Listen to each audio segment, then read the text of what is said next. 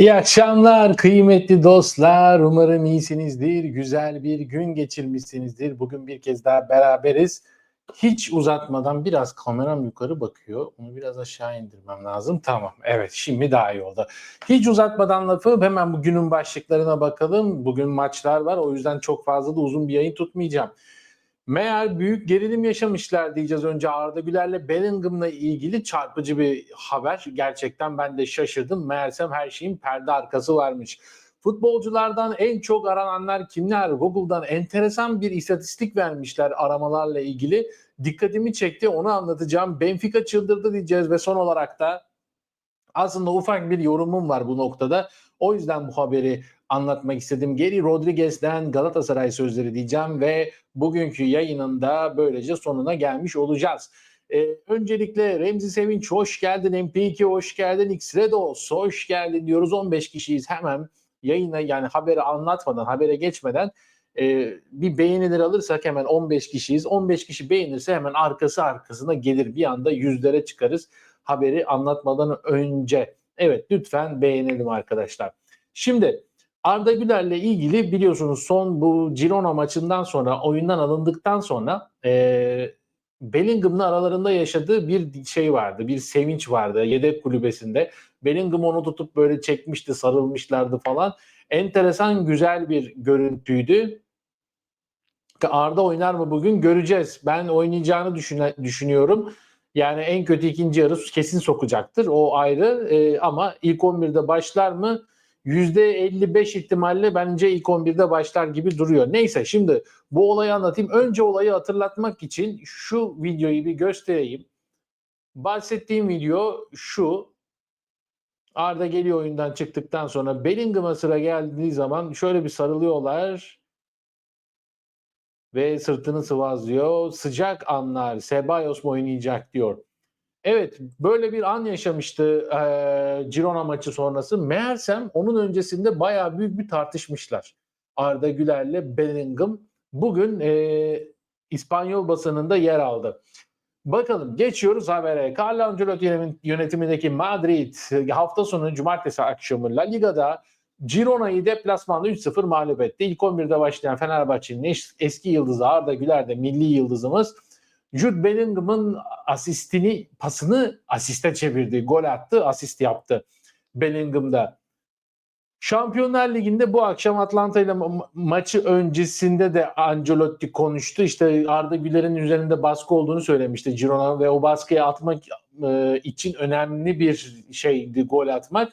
Enderik'te Arda da Ocak ayında takımda kalacak dedi Carlo Ancelotti, Atlanta maçı öncesi yaptığı basın toplantısında. Bu kısa değerlendirmeleri yaptıktan sonra da şimdi bakalım neymiş bu görüntünün aslı. İspanyol basında El Confidencial gazetesinde yer alan habere göre Arda Güler'le Jude Bellingham Girona maçının devre arasında soyunma odasında bayağı böyle bir hararetli tartışmışlar. Bellingham kızmış Arda Güler'e. Arda Güler Girona maçının yarısında baskıya gelemediği için Bellingham'dan iyi bir fırça yedi diyor haberde. İngiliz oyuncu saha içi koçluğu rolünü üstlendiği için Arda Güler'e kızdı. Saha içinde ve dışında en aktif oyunculardan biri olan Jude Bellingham, Türk oyuncudan maç sırasında agresiflik talep etmiş. Yani çok yumuşak kalıyorsun, pas atmakta yumuşak kalıyorsun diye veya oyuncuların yani defansın arasına girmekte yumuşak kalıyorsun diyerek daha sert ol demiş. Buna biraz Arda Güler içerlemiş anladığım kadarıyla. Biraz sert bir dille söylediyse. Ancelotti de Jude Bellingham'ın bu sert çıkışını da bu arada olumlu karşılamış. Anladığım kadarıyla hiçbir şey sesini çıkarmamış, sadece dinlemiş. Kötü bir şey olduğunu düşünmemiş aynı şekilde. Fakat Arda Güler öyle değil. Arda Güler'in morali bayağı bozulmuş. Biraz atışmışlar soyunma odasında. Yani haberde şöyle bir ayrıntı vermişler, bir yorum yapmışlar. Arda Güler'in kendisine has bir öfkesi ve kişiliği var. Çaylak olarak görünmekten hoşlanmıyor. Bunu zaten biliyoruz. Bunu geçtiğimiz sezondan beri biliyoruz. İşte Arda Güler'in ona çaylak gibi bakılması onun moralini bozuyor, sinirlendiriyor. Bu çok normal. Çünkü kendisi gerçekten şimdi kelimelerimi seçerek söylüyorum. Sonra benim yüzüme vuruyorlar, vurmasınlar diye ama gelecekte gerçekten dünyanın sayılı yıldızlarından biri olacak yeteneğe sahip. Doğal olarak bu motivasyonla transfer ediliyor Real Madrid'e, sonra oynatılmıyor falan, o öfkesini farklı türlü gösteriyor. Bunu artık İspanyollar da anlamış. Ancak Arda Güler, Ancelotti ve Bellingham'a devre arasında kendisinden istediği enerjiye tepki verdi ve oynadı. Onun tepkisi yoğunluğu arttırmak ve ikinci yarıda iyi bir gol atmak oldu. Bellingham'la ilgili de şöyle bir şey demişler. Ancelotti'nin sahadaki uzantısı. Yani gevşeyen takımda falan böyle arkadaşlarını gaza getiren, o sürekli heyecan katan, sinirlendiren kişi Jude Bellingham olduğu söylenmiş bu haberde. Girona Real Madrid maçından önce Bellingham Arda oyundan alınmış ve ikili yedek kulübesine birbirine sarılarak samimi görüntü vermişti. İkili maç içindeki olayı böylece tatlıya bağladı diyor ama yedek kulübesinde yaşananların maç içindeki, yani maç içi ve devre arasındaki tartışmayla alakalı olduğu da böylece ortaya çıktı diyor.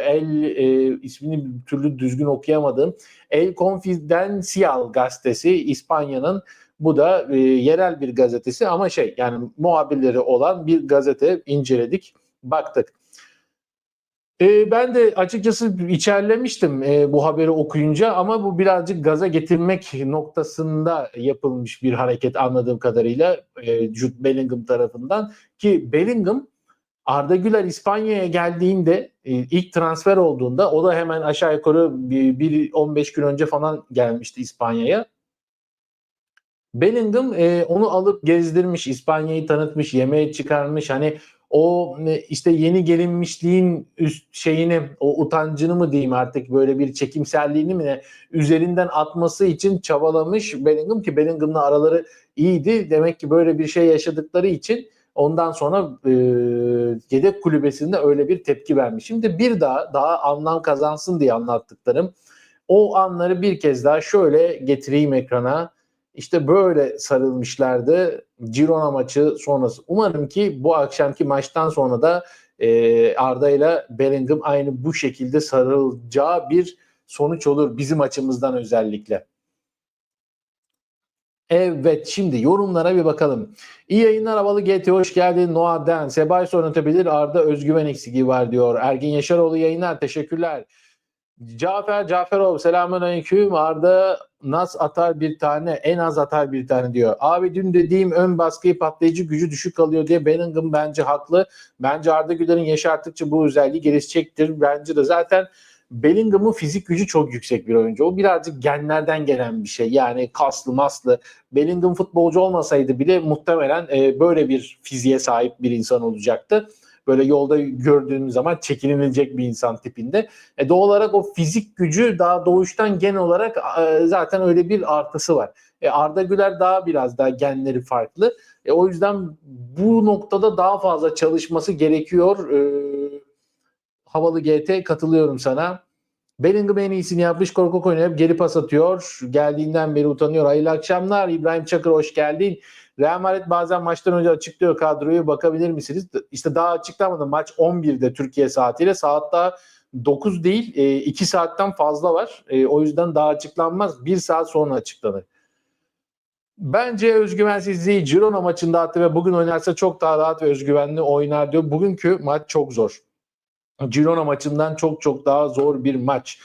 Derken enteresan bir haber. Bu işin içinde Arda Güler de var bu haberin. Bu arada 74 kişiyiz. Hemen beğenilere basarsak gelen arkadaşlar çok teşekkür edeceğim.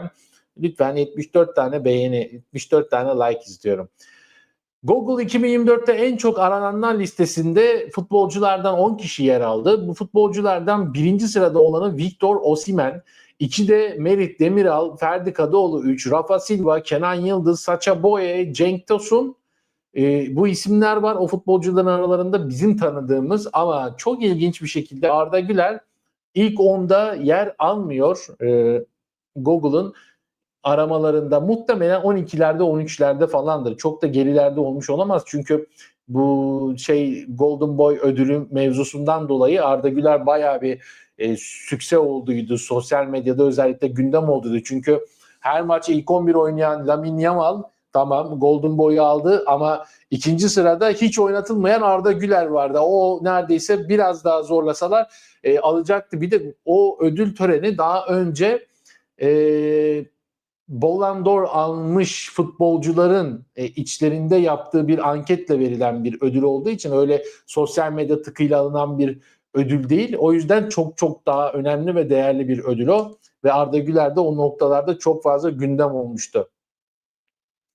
Öte yandan ilk 10'a girememiş olması şaşırtıcı oldu Arda Güler ama 2023'te ilk 10'daydı, hatta yanlış hatırlamıyorsam 3. veya 4. sıradaydı 2023'ün en çok arananlarında. Fenerbahçe'den Real Madrid'e transfer olduğu dönemde özellikle sosyal medyada ve Google'da çok aranmıştı, çok haber çıkıyordu.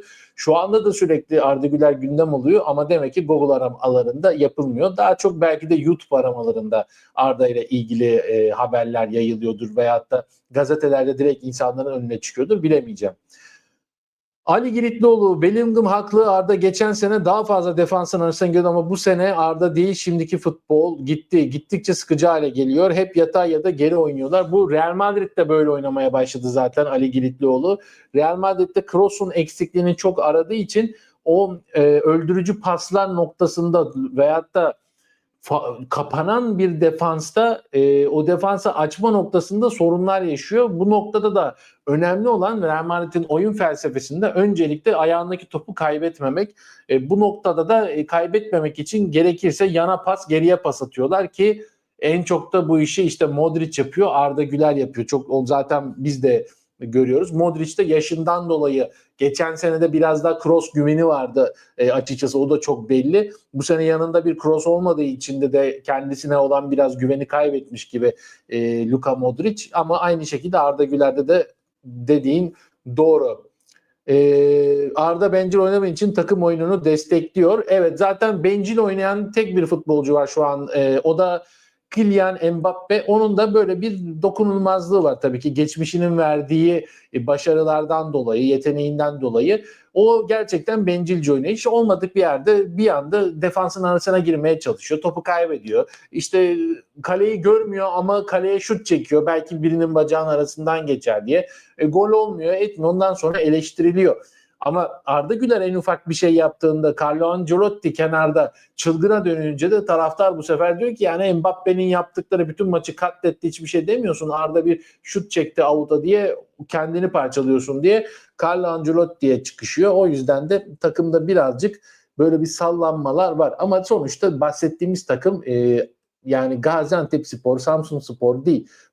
Bahsettiğimiz takım öyle Celtic'te, Glasgow Rangers'ta değil, yani Real Madrid dünyanın en iyi kulübü şu anda, ondan bahsediyoruz. Gene de bu çalkantılı kaosun içerisinde tabii ki her kulvarda hala şampiyonluğa, hala kupaya oynayan bir takım. Yani o yüzden de zaten Arda Güler'in yani orada olması çok çok büyük bir şey.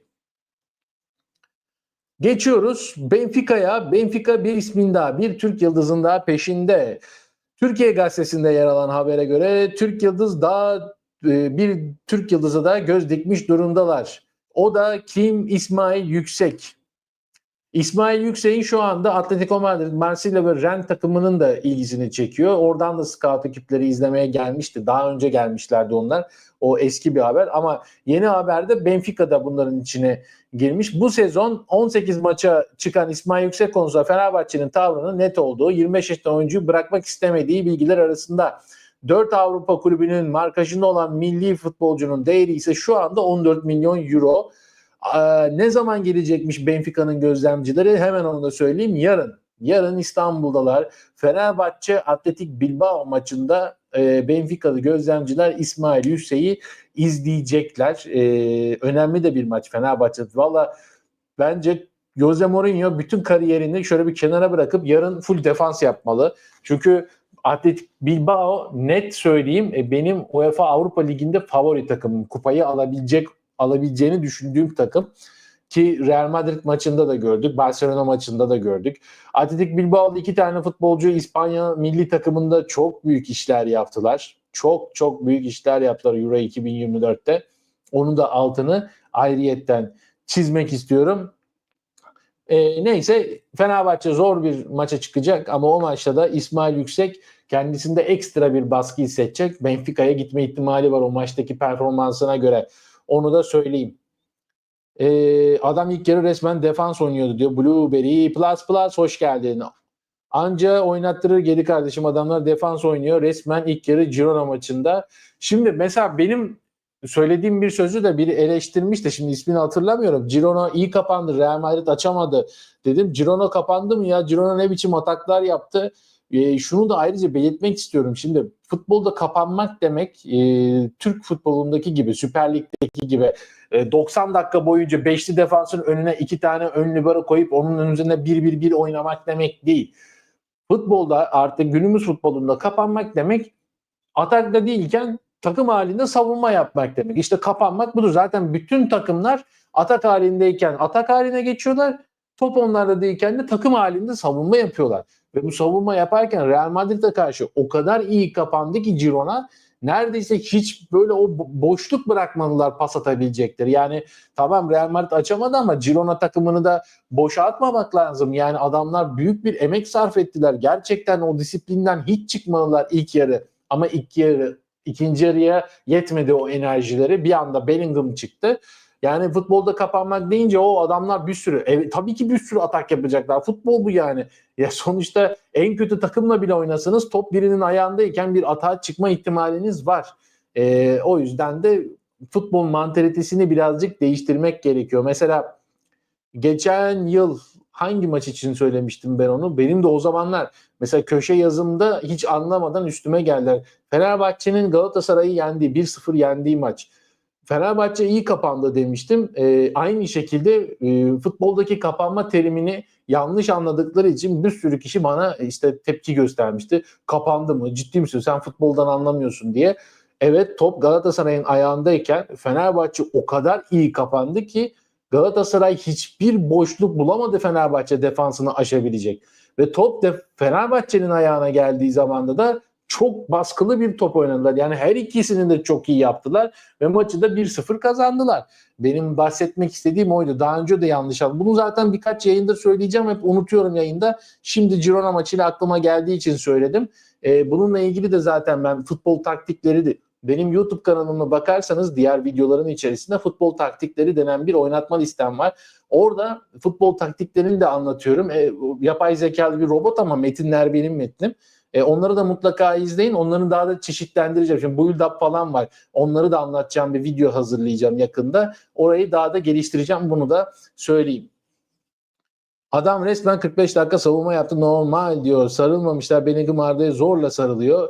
Ama sonra o da sarılıyor maske. Yani sadece şey değil. Bence hak etmese de Mbappe ya da daha fazla oynarım. Çünkü adam bank oynuyor. İyi bir ikili olursa bence anca oynatmak durumunda kalır demiş. Evet.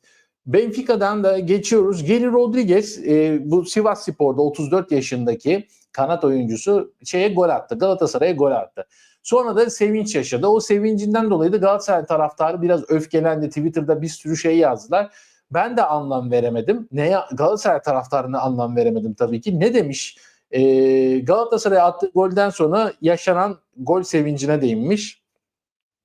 Gol attığım için sevindim çünkü takımımı öne geçirmiştim. Fakat Galatasaray bugün olduğum Geri Rodriguez olmamı sağlayan kulüp. Çok büyük başarılar yakaladığım, unutulmaz hatıralara sahip olduğum bir kulüp. Dolayısıyla her zaman kalbimde çok özel bir yere sahip. Attığım golden sonra sevindim ama bu daha önce attığım golden sonra yaptığım kutlamalardan farklı olmayan bir sevinç. Asla Galatasaray saygısızlık yapma amacı taşımadım. Yani bu adama bu açıklamayı yaptırma gereği bile saçma. Şimdi futbolcular, Galatasaray'ın eski futbolcuları özellikle çok büyük bir aidiyet duyuyorlar. Bir sürü oyuncu var. Drogba'sı, Schneider'in, Melos'u, daha da eski Jardel. Hala ara sıra Türkiye'de ben basın tribününde görüyorum Jardel'i. Ara ara geliyor, işte davet ediyorlar. Maç izlemeye geliyor falan. Ama Fenerbahçe'de de böyle futbolcular var. Beşiktaş'ta da böyle futbolcular. Galatasaray'da biraz daha fazla aidiyet duygusu. Nedendir bilmiyorum. O Florya'nın suyundan herhalde.